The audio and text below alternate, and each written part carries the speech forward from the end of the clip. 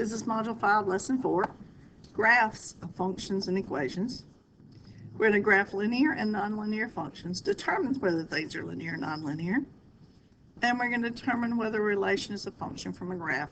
We are also going to do some plotting here just to see if we know how to plot functions. This is in your workbook on page 49. This first one says, the distance that Giselle can run is a function of the amount of time she spends running.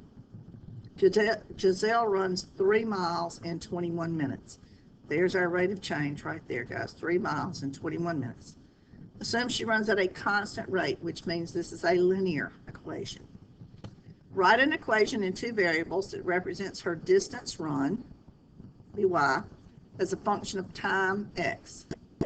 Okay? Distance is 3 miles, so your distance, your y, is going to be in miles, isn't it? Your x time is going to be 21 minutes, okay? Your x is in minutes. That makes this easy to figure.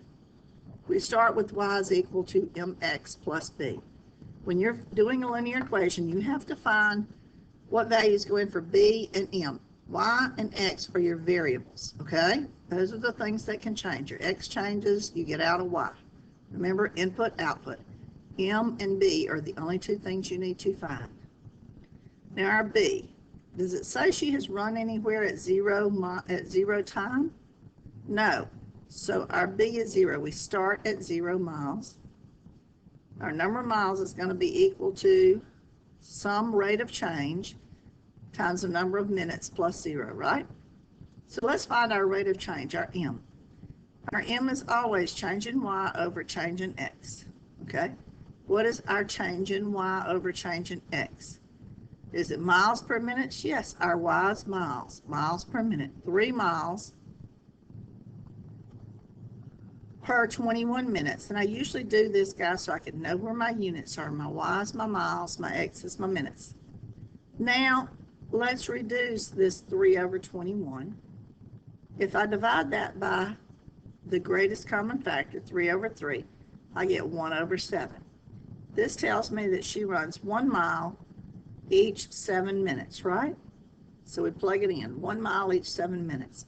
What does this mean? The number of miles she runs, y is miles, is equal to 1 mile per 7 minutes times the number of minutes, okay? Here is your equation. Now let's think about it. Anytime we're talking about a function, we can have a word description, which is what we've got up here. See, it described it right here. It told you what your rate of change was, that it was constant. We can have it as an equation, all right? This is the same information presented as an equation, all right? Okay, now we're about to create a data table. They're going to step us through it. You use the equation you wrote in A to determine how many miles she can run in 14 minutes. So if my equation is y is equal to 1 mile per 7 minutes times the number of minutes, see, x is minutes, I plug 14 in for x. Y is equal to 1/7 times 14. That would give me 14 over 7, which is 2. So in 14 minutes, she runs 2 miles. 14 minutes, she runs 2 miles. That makes sense if she can run 7 miles, in 7 minutes she can run 1 mile. It makes sense in 14 minutes she would run 2. Use the equation you wrote in part A to determine how many miles she can run in 28 minutes. So our equation is y is equal to 1/7 x. X is the number of minutes. See, we said so right up here. Okay. So if we've got minutes, I plug that in for x. The total number of miles she can run is 1 mile per 7 minutes times 28 minutes. That would give me 28 over 7, because see, this is the same as 28 over 1. 28 over 7, 28 divided by 7 would be 4. So in 28 minutes, she runs 4 miles.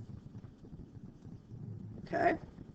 And then the bottom, use the equation you wrote in part A to determine how many miles she can run in 7 minutes. Y is equal to 1 mile in 7 minutes times 7 minutes. Well, that makes perfect sense. 7 divided by 7 is 1 mile. If we set it in our thing in 1 mile takes her 7 minutes, so she runs 7 minutes. That would give her 1 mile. 7 minutes gives me 1 mile. Okay. Now let's create a data table. This is a third way to present this same data. It is in a data table. All right. Our X and our Y. What was our X? Let's go back up here and look. Our X was minutes, our Y was miles. So this makes it very easy to see where things go. Minutes, miles. Okay, let's put in the points we got. 7 minutes, I got 1 mile. 28 minutes, I have 4 miles. These don't have to be in order numerically as you go down. Let's see. 14 minutes, I had 2 miles. Let's see what else we had up here. Okay. 3 minutes, I had 21 miles. 3 miles, I had 21. 21 minutes, I had 3 miles. Okay. 21 minutes, I had 3 miles. How about at 0 minutes? How many miles did it say we had? 0 miles for 0 minutes, right? Now let's plot this. This is on your next page. This is on page 50. First off, notice our graph here doesn't have an X or Y axis name. So let's go back and look to see what we have. Our X is minutes, our Y is miles, isn't it? Our X axis is our number of minutes. Our Y axis is our number of miles. Okay, let's plot our points. Go back to our data table, which was here. 7, 1, and 28, 4. Let's plot those. 7 on our X axis, 7, 1, 28, 4. 1, 2, 3, 4, right? 28, 4.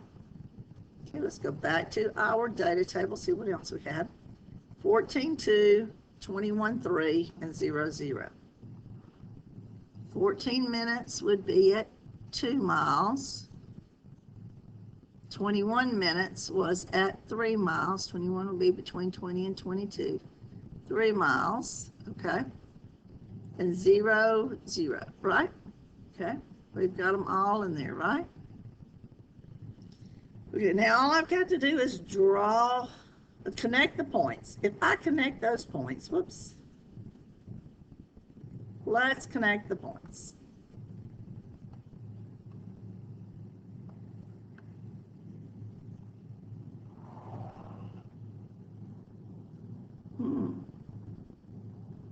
If I connect the points, what do I notice? What sort of figure do I have? I have a line, don't I? Yeah, I'd say a straight line, but a line is straight, so we don't have to say straight line. What do you notice about the points that you plotted? They fit on a line. That means that this relationship is linear. That means this fits on a line. We're not worried about the function being discrete. That's not something we deal with here.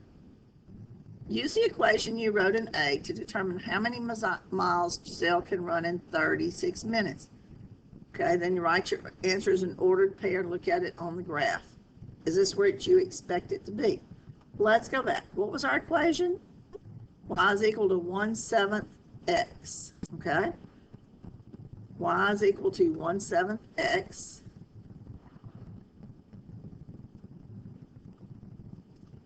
One mile, 7 minutes times the number of minutes. So we plug in 36 for our X. And you can even tell that here. Look, on your X-axis is your minutes. Okay. So Y is equal to 1/7 times 36. That's same as 36 over 1. That gives you 36 divided by 7. If you put that in your calculator, that should give you about 5.1 miles. You know, let's go up here and look. If we look at our point 36 on the X-axis, because that was X, 36 minutes, it's going to be a little over, what, 5 miles. So that makes sense. The point is exactly where we would expect it to be.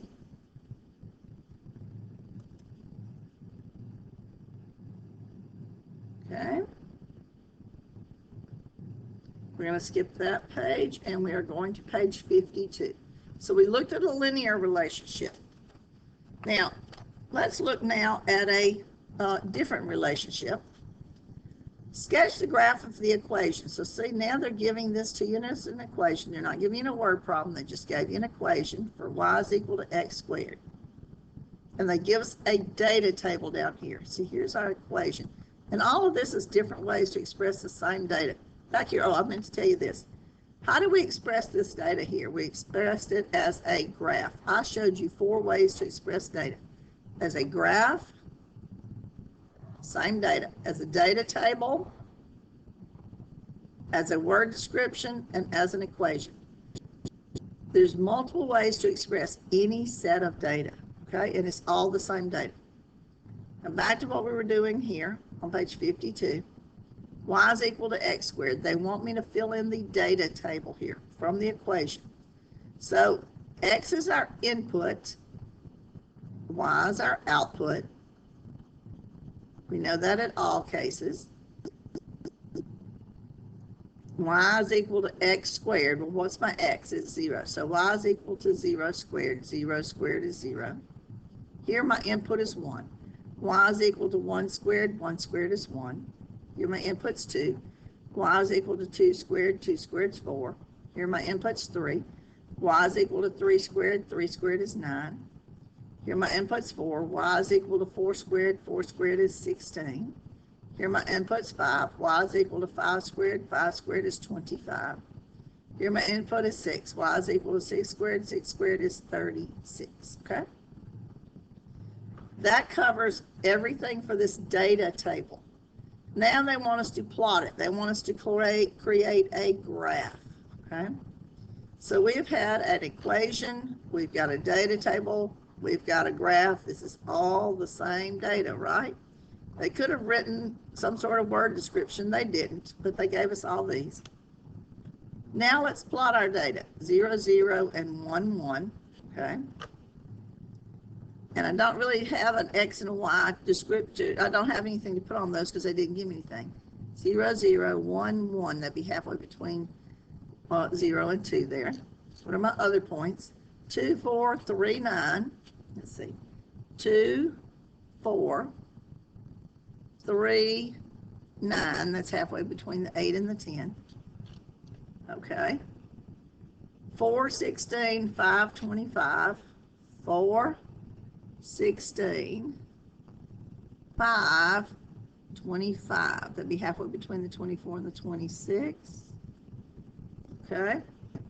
6, 36. And I don't even have enough room up here to put the 36. So let's just connect the points that we've got. Okay, let's try to connect our points. I can't draw very well, guys, so I'm going to do the best that I can.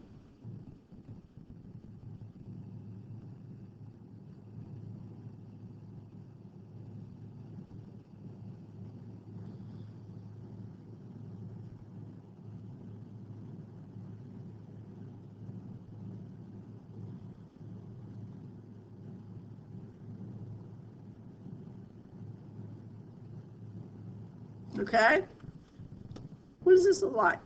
It's curved, isn't it? Okay, it's not a straight, it's not a line, it's curved. What shape does the graph of the points appear to take? This is on page 53. It is a curve, right? Is this equation a linear equation? No. Okay, first off, it's a curve when you plot it. Curve when plotted. The other thing I can notice is if I go back here, is the rate of change the same between each of these, okay? Is my change in y over change in x the same with each one of these? I'm going to erase this so we can check that. Because let's see if it's a constant rate of change or if it's different. If I look at this, the change in my y's would be 1 minus 0, which is 1. 1 minus 0, which is 1, right? 1 over 1, my slope is 1. Okay, let's find my slope in here, my rate of change. 4 minus 1 would be 3. 2 minus 1 would be 1. That rate of change would be 3. 9 minus 4 is 5. 3 minus 2 is 1. That rate of change is 5. See, my rate of change is changing. It's not constant. My slope is changing. It's not constant, so this is not linear.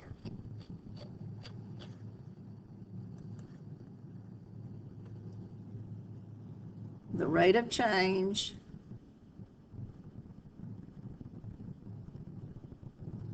is not constant. Okay?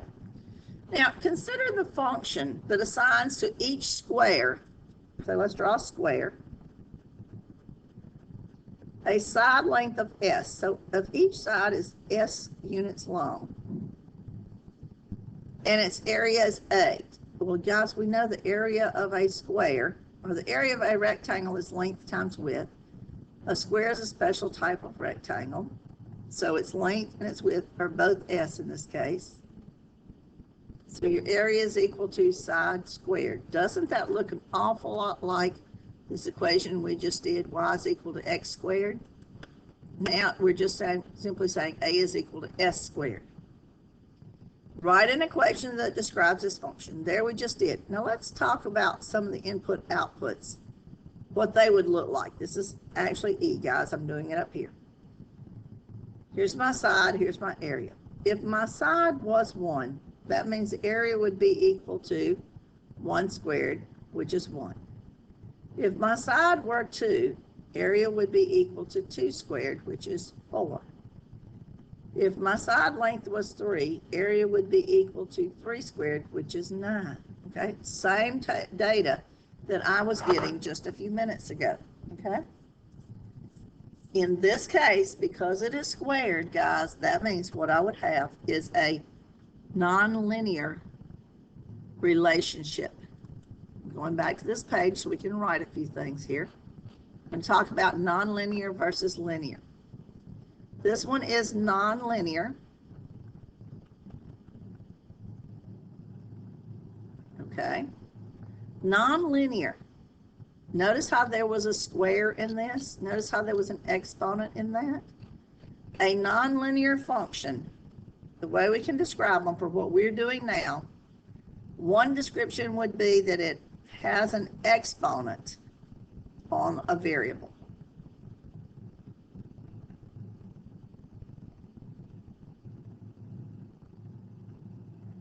Examples would be things like y is equal to x cubed plus 2.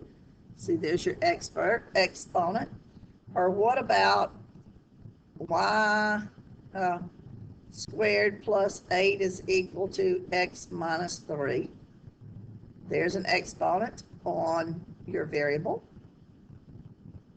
Another thing that would show us that it was nonlinear would be a variable as a denominator.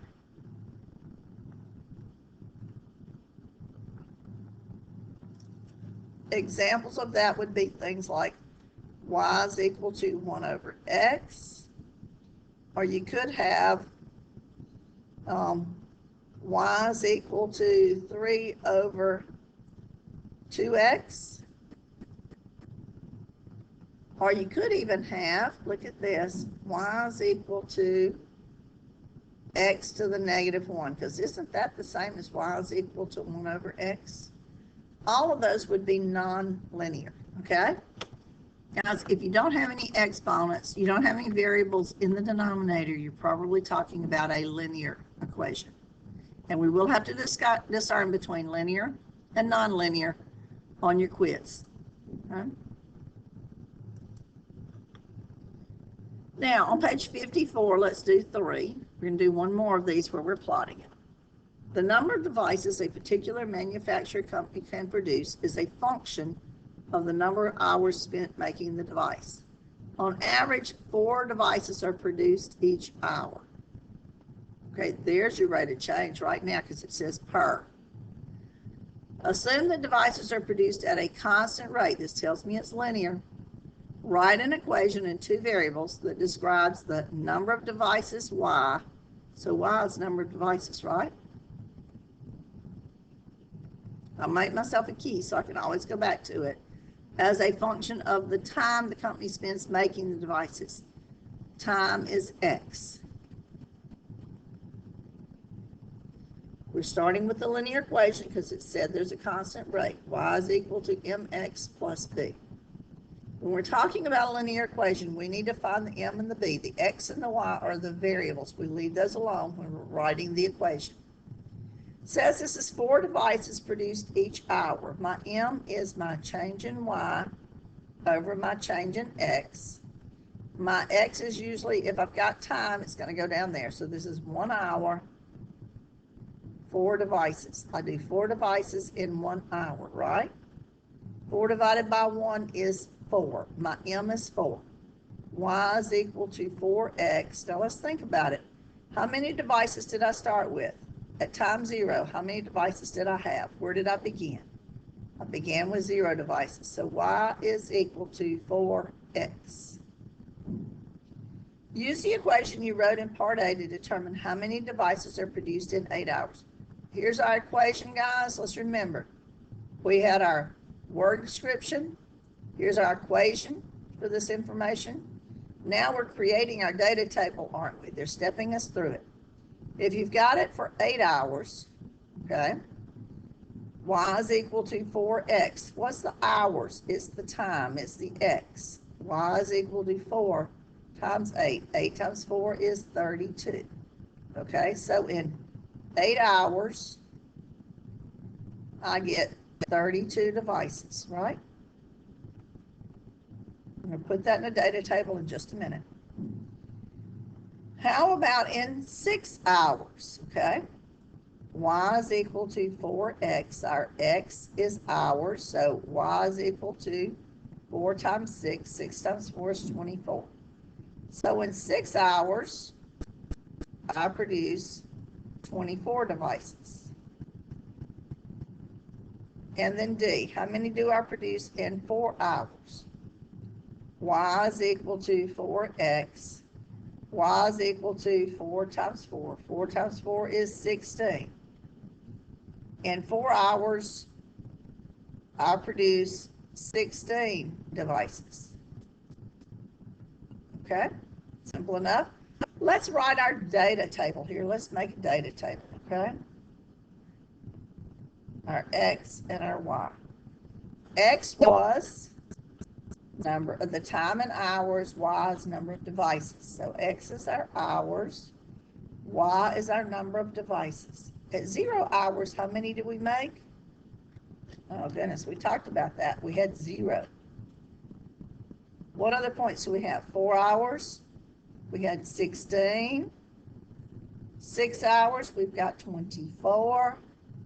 Scroll back up. 8 hours, we got 32. Did they give us something in our, said in 1 hour we had 4, right? 1 hour we had 4. Okay, let's plot all of these. 0, 0, and 4, 16. First off, let's put our x's and our y's. Our x-axis is time and hours. Our y is number of devices, right? So this is number of hours. This is number of devices.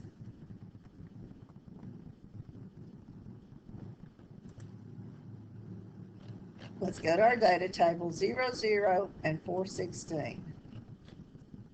0, 0, 4 hours, 16 devices. Okay. Data table. 624, 832. At 6 hours, we produce 24. At 8 hours, we produce 32.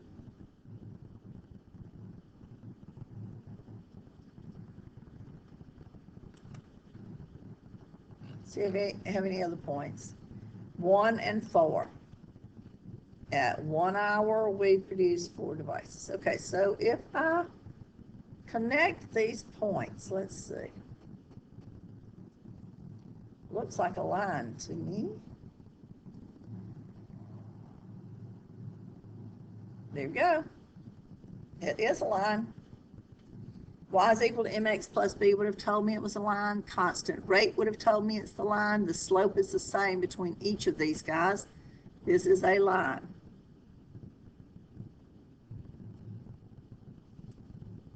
All right.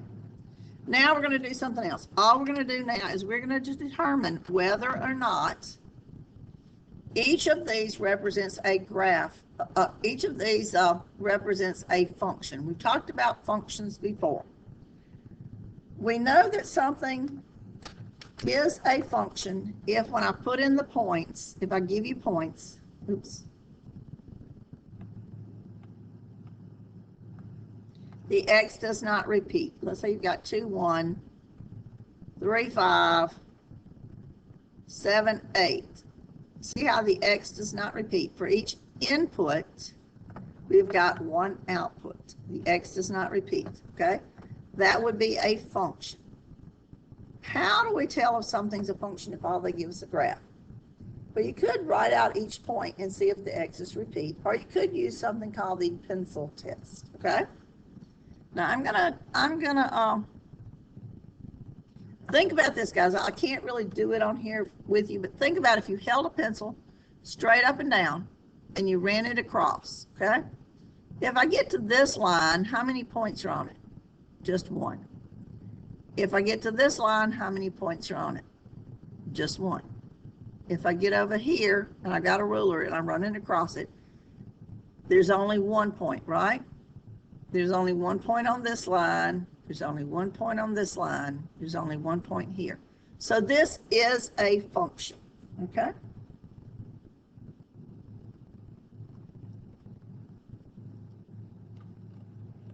Let's look at this one. Let's run a pencil. If you had a pencil straight up and down, and I ran it across it, okay? If I get to this line, I've got 1 point. If I get over here to this line, I've got 1 point. If I get to this line, I got 1 point. But when I get to this line, right here, guys, there are 2 points, right? This is not a function.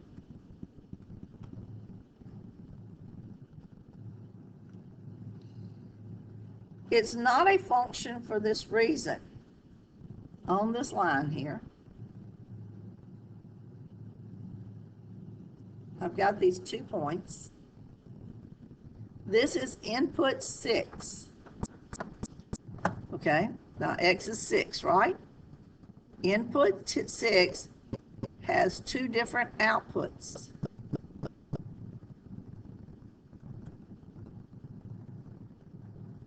And what are those 2 outputs? 4 and 6.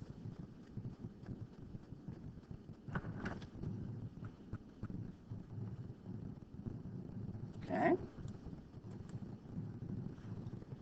Is this a function? If you run your pencil up and down straight across this, I get to this line, there's only 1 point. I get to this line, there's only 1 point. I get to this line, there's only 1 point. I get here, there's only 1 point. I get here, there's only 1 point. I get here, there's only 1 point. I get here, there's only 1 point, okay? This is a function, okay?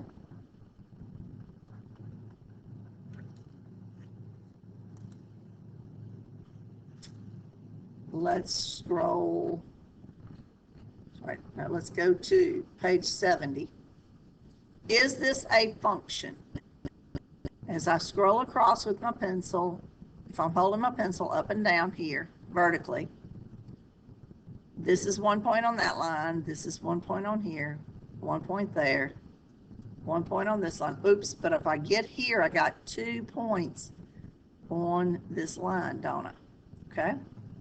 I've got this point and I've got this point, all right? Input, what's my x? Not a function. Why? Not a function because input 1, that's my x value, has these 2 outputs. Let's see, this is at 1, 0. This one's at 1, negative 1. Input 1 has 2 different outputs. And what are they? 0 and negative 1. Let's look at number 5. Is this a function? Well, when I get right here to this one, right here to this x value, if I'm looking at this one here, I've got two outputs, so it can't be because of that one. Input 2, see the x value is 2. See, this is at 2, -1. This is at 2, -3, right? Input 2 has two different outputs. What are they?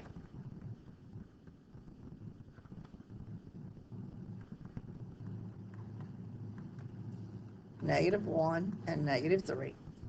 Okay, go over here. This one's fine, but oh, right here on 5. Okay. Input 5's also got two different outputs, doesn't it? That is at 5, -3 and 5, -4, isn't it? So, and input 5 has two different outputs.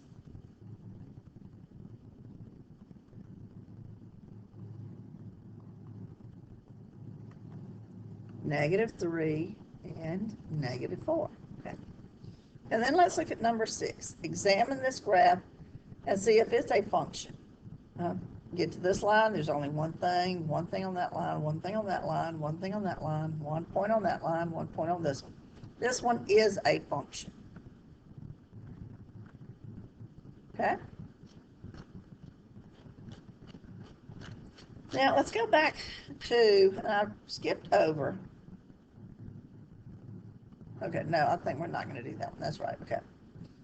All right, guys, I think this covers everything that we want to do in this particular lesson. All right. We have looked at different ways to represent the same data. We have decided whether a function is linear or nonlinear based on whether it's got an exponent on one of its variables or if the variable is a denominator. We have also decided whether or not something was a function using the vertical line test.